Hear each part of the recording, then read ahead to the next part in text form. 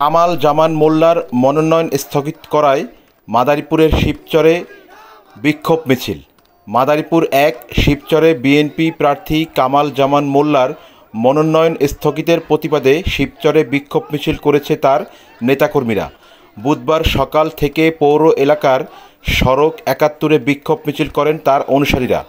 এ সময় নেতাকর্মীরা মনোনয়ন পুনর্বহাল রাখার দাবি জানান, নইলে বড় কর্মসূচি দিয়ে মহাসড়ক অবরোধের হুঁশিয়ারি দেন তারা। মঙ্গলবার ৪ নভেম্বর বিকেলে বিএনপির সিনিয়র যুগ্ম মহাসচিব রুহুল কবির রিজভী স্বাক্ষরিত এক প্রেস বিজ্ঞপ্তিতে এ তথ্য জানানো হয়। বিজ্ঞপ্তিতে উল্লেখ করা হয়েছে, সোমবার ৩ নভেম্বর গুলশানে বিএনপি চেয়ারপারসনের কার্যালয়ে অনুষ্ঠিত সংবাদ সম্মেলনে মহাসচিব মির্জা ফখরুল ইসলাম আলমগীর ২৩৭টি আসনে দলীয় মনোনীতদের নাম ঘোষণা করেন। ঘোষিত তালিকায় মাদারীপুর ১ আসনে কামাল জামান মোল্লার নাম ছিল, তবে অনিবার্য কারণবশত তার মনোনয়ন আপাতত স্থগিত রাখা হয়েছে বলে বিজ্ঞপ্তিতে জানানো হয়। শিবচরে বিক্ষোভ মিছিলের পরিস্থিতি নিয়ন্ত্রণ করার জন্য এলাকায় অতিরিক্ত পুলিশ মোতায়েন করা হয়েছে।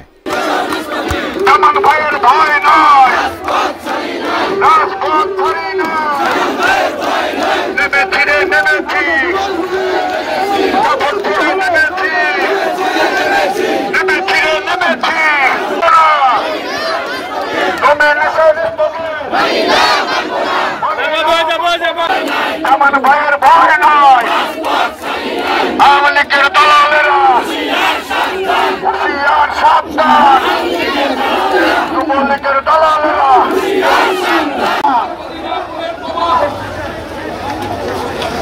কাজ করে নেমেছি।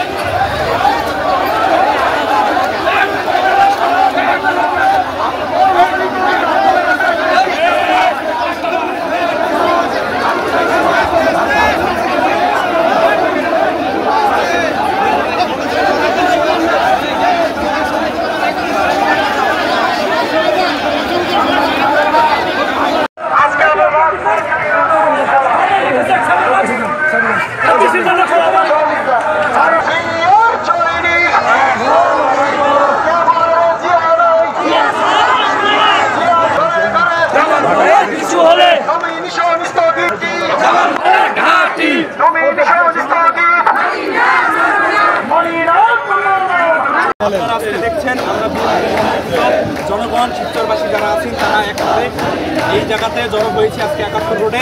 আমাদের নেতা জননেতা জনাব কামাল জামান মোল্লার যে মনোনয়ন আমাদের স্থগিত করা হয়েছে তার প্রতিবাদ সাপেক্ষে, এবং আমরা আজকে এই বিএনপি পরিবার এখানে একসাথে হয়েছি, সেই জায়গায় আমরা কোনো নিয়ম ভঙ্গ করবো না।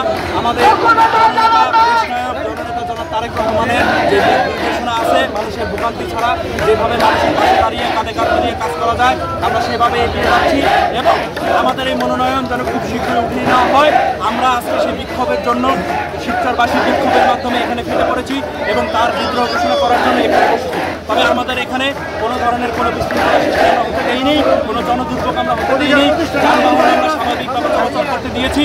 আমাদের মধ্যে কেউ কোনো ধরনের বাধাগ্রস্ত সৃষ্টি করেনি, কারণ আমরা বিশ্বাস করি তারেক রহমানের আদর্শকে, আমরা বিশ্বাস করি জিয়াউর রহমানের আদর্শকে, আমরা বিশ্বাস করি খালেদা জিয়ার আদর্শকে, এবং আমরা এখানে আছি আমাদের জননেতা কামাল জামান মোল্লার জন্য দোয়া চাই, এবং আমরা জনগণ যে তার জন্য উন্মুক্ত এক ধরনের পাগল, তার জনপ্রিয়তার কাছে যে আমরা হেরে গেছি, তার জনপ্রিয়তার জন্য যে আমরা পাগল, তারই একটা প্রতিরূপ এখানে ফুটে উঠেছে। আমরা আশা করব জননেতা জনাব তারেক রহমানের কাছে আকুল আবেদন জানাবো আমাদের এই মনোনয়ন দ্রুত স্থগিত উঠিয়ে নেওয়া হোক, এবং এই আশা ব্যক্ত রেখে আমি আমার কথা শেষ করব।